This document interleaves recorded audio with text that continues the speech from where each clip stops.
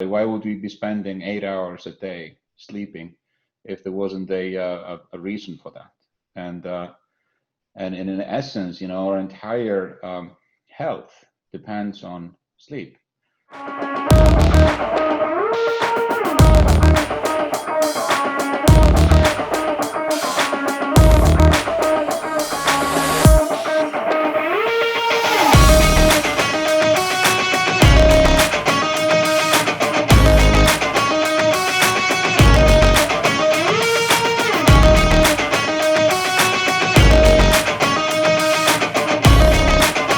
Getting better sleep seems to be such a simple solution to improving our health and well-being and our quality of life. Yet insufficient sleep is still quite a commonplace problem in societies that are modern and productivity focused. So I guess this would be a good jumping off point to start this interview. Could you talk about the problem of insufficient At our sleep? company, we are a team of people that are very passionate about sleep. That's sort of the what unifies all of us. And and I'll say that sleep is really this.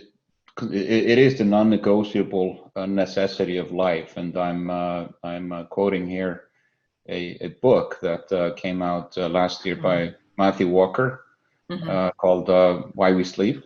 And I encourage actually everybody, whether you consider you have a sleep issue or not, to pick up a copy of that book and read it. It's a collection of all the rationale, like how we got where we are and why sleep is so fundamental. But if you think about it, why would we be spending 8 hours a day sleeping if there wasn't a reason for that? And in essence, our entire health depends on sleep.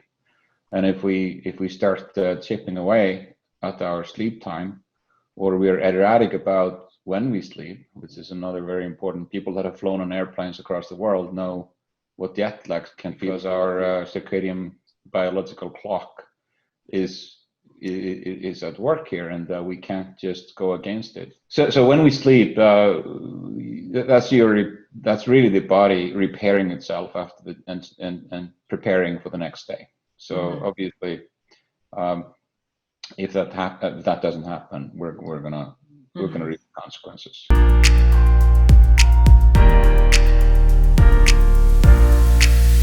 The CDC in the United States has even termed it as a public health issue, as a public health epidemic. And there are reports that globally this is a problem that affects all ages, and yet this seems to be largely unreported. Why do you think, or do you agree with this? And if so, what are the reasons behind this? Just a decade ago, the conversation about sleep was very different. It's very similar actually to the conversation about exercise 30, 40 years ago. If you think about it today, the people that tout themselves as not needing sleep, needing 3 hours of the night or 4 hours a night, that is no longer considered to be really sensible. That doesn't make any sense. Yeah. And you sometimes you see, we all know what it feels like to wake up after 3 hours of sleep. If somebody has had to catch an airplane, you feel really bad. Yes. Now, so that conversation has changed. Even medical schools, they didn't start to recognize sleep problems as real serious health conditions until in the 80s. The community where the know-how there is lagging. So that's catching up now. All right. So it's becoming more and more generally accepted. And I've seen a tremendous change just in the last 5 years of the how more aware the healthcare community has become. Yeah. How more aware the leaders of that design, for instance, employee benefits in the United States for their companies. How more knowledgeable the public is about sleep.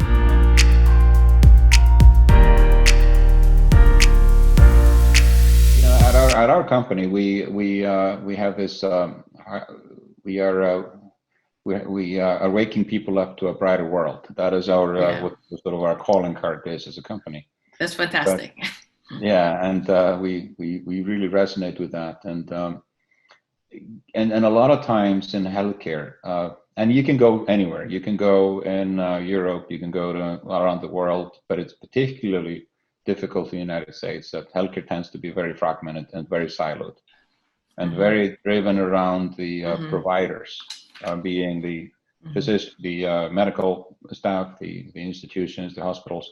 But it's not necessarily always built with the patient in mind being sort of the center of the experience.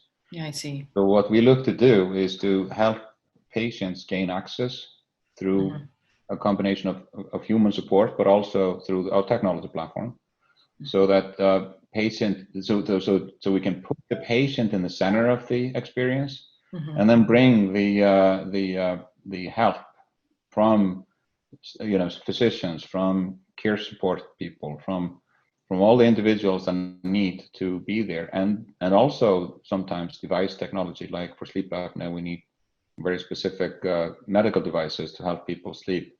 We can bring all of that together, but in a way that the patient is the center of the experience, and really doesn't have to go and navigate the healthcare system to figure out what to do next. The key there, the secret sauce, is our people. The people that actually help, the patients and the individuals we help to work through all of the obstacles.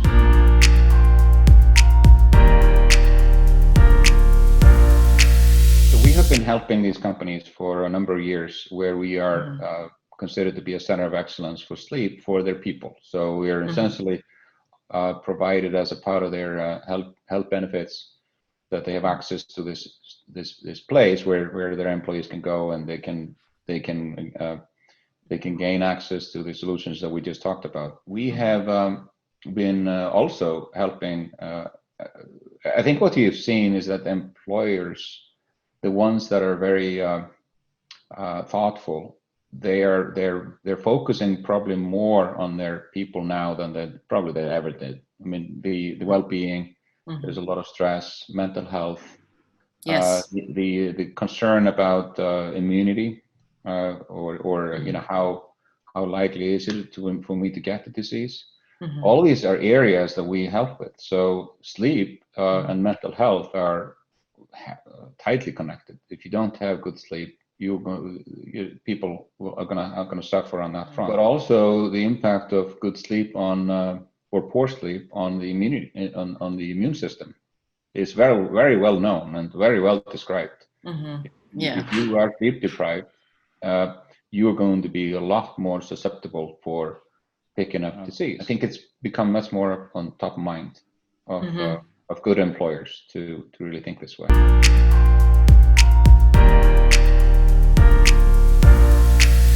We help our customers, our employer customers in particular, and understand the cost consequence of sleep. So we can actually measure the impact of poor sleep on chronic conditions like hypertension, diabetes, heart disease, stroke, and other conditions that end up hurting people, but also cost the healthcare system a lot. So the burden on them, we believe that a large part of the burden that we see on the healthcare system, not just in the United States, is particularly bad here, but also in almost any other country, is because of poor sleep. Because we are not creatures that are biologically supposed to sleep this way. We used to, before electric lights, go to sleep at dusk, and then we may have woken up in the middle of the night for a little bit, and then we went back to sleep, and we woke up at daylight. That's our normal. If you think about it, back 200, 500 years, that's how we used to sleep. That's how we're designed.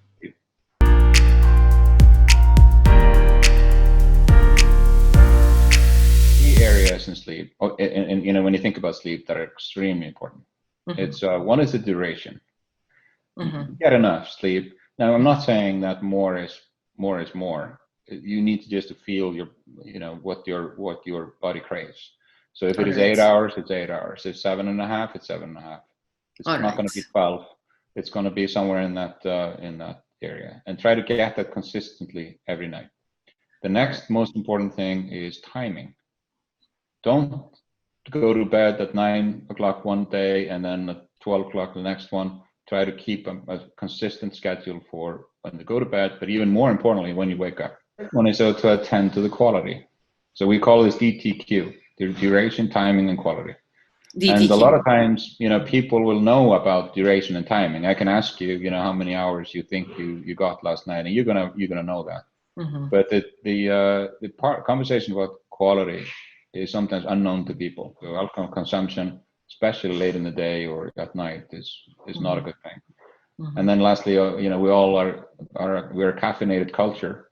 Yes. And I love my coffee in the morning, mm-hmm. but that sits in your system for a while. So mm-hmm. Most people know this, that drinking coffee after noon is not a good idea, because it's going to impair on your sleep. Even if you can fall asleep, it's going to impair on your quality.